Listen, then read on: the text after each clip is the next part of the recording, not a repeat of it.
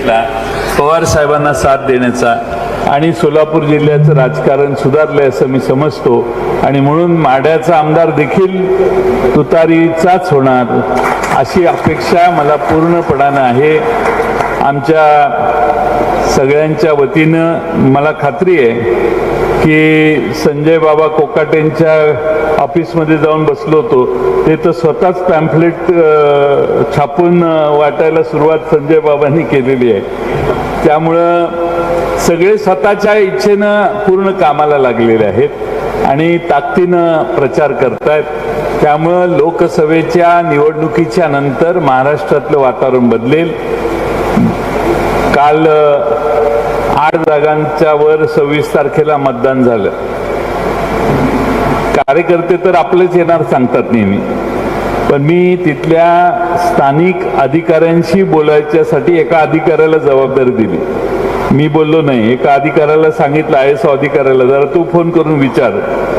तर त्याने मला सकाळी सांगितलं, साहेब मी कालपासून सगळीकडे चौकशी केली, 8च्या ठिकाणी शिवसेना, काँग्रेस, राष्ट्रवादी काँग्रेस यांचेच उमेदवार विजयी होतील असं संपूर्ण 8च्या जागांवर वातावरण आहे। त्याच्या आधी पूर्व विदर्भाची इलेक्शन झाली 26 तारखेच्या आधी, मला वाटतं 22ला का 21ला झाली होती। त्यावेळी तिकडे भंडारा गोंदिया, चंद्रपूर, गडचिरोली आणि रामटेक फक्त लोकांना अजून आत्मविश्वास नाही नागपूरला काय होईल गडकरींच्या मतदारसंघात, गडकरी साहेबांच्या। बाकी सगळीकडे लोकांचा आत्मविश्वास आहे की महाविकास आघाडीचे जागा येतील। आज इथं वातावरण बघतोय, सातारला मी जाऊन आलो, सगळ्या मतदारसंघात अगदी रावेरपर्यंत जाऊन आलो। मला वाटतं की 48 जागापैकी 32 ते 35 जागा या आपल्या महाविकास आघाडीच्या लागतील। ह्याच्यात वाढ होईल पण कमी होणार नाही।